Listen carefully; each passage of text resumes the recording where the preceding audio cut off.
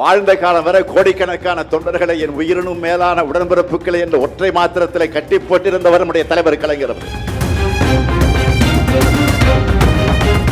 அறிவாலயம் போகணும், முரசொலிக்கு போகணும்னு துடிச்சவர். அவரை யாரும் சிறையில் வைக்க முடியாது. அவருடைய இதய சிறையில் தான் நான் உட்பட இங்க இருக்கிற உடன்பிறப்புக்கு அத்தனை பேரும் கூட இருந்தோம். அப்பாக்காக இல்ல, தலைவனுக்காக நானே உங்க வீட்டு படியேறி வந்து கையெடுத்து கும்பிட்டு கேட்டேனே. தலைவர் கலைஞர் பெயரை சொல்ல கூட உங்களுக்கு தகுதி கிடையாது. கலைஞர் பெயரை சொல்ல கூட எந்தவித யோக்கியதையும் கிடையாது. அம்மையார் ஜெயலலிதா உடல்நல குறைவால சட்டமன்ற அவைக்கு வராமல் இருக்க அதற்கு ஒரு தீர்மானம் கொண்டு வந்தாங்க. அதை ஆதரிச்சு இயக்கம் திமுக.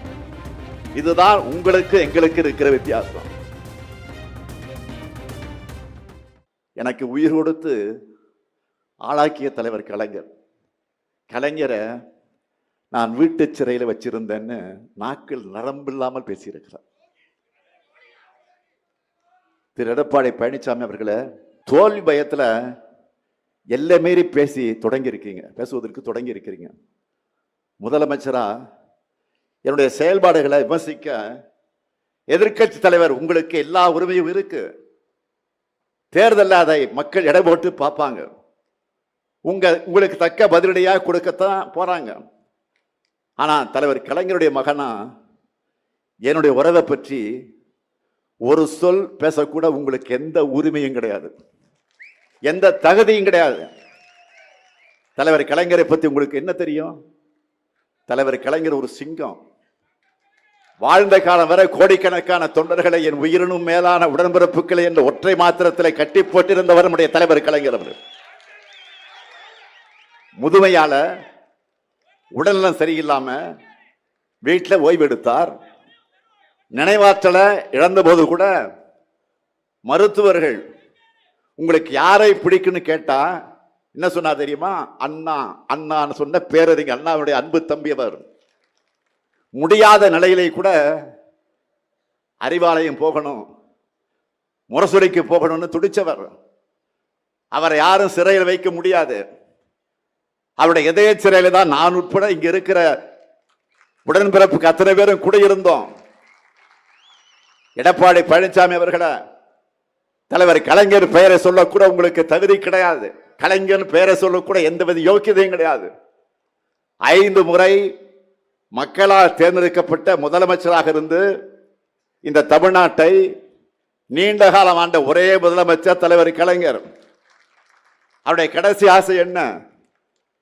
அவருடைய தலைவர் பேரறிஞர் அண்ணா அவருக்கு அருகே அடக்கம் செய்யணும். அதுக்காக நானே,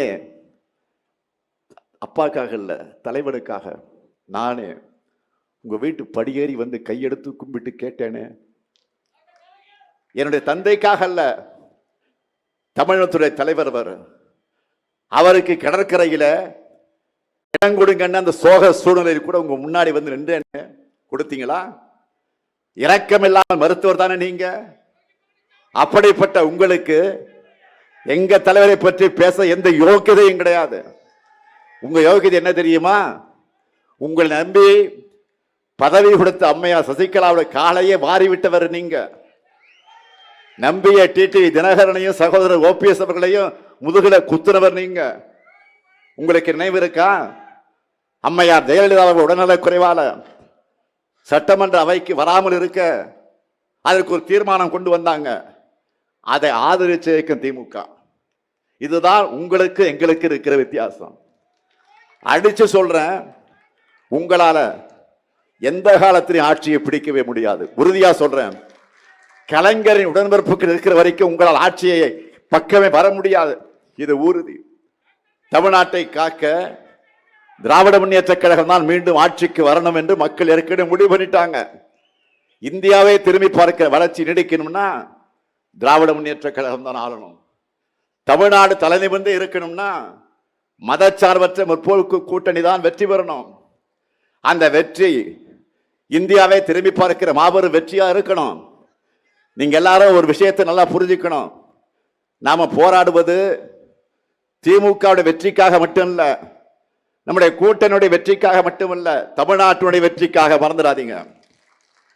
எனவே அரசியல் வெறுப்பு, அந்த வெறுப்புகள் எல்லாம் அப்பாற்பட்டு நம்முடைய தாய் தமிழ்நாட்டை காக்க தமிழ்நாட்டு மக்கள் அனைவரும் திமுக தலைமையிலான மதச்சார்பற்ற முற்போக்கு கூட்டணியை ஆதரிக்க வேண்டும் என்று நான் கேட்டுக் கொள்கிறேன்.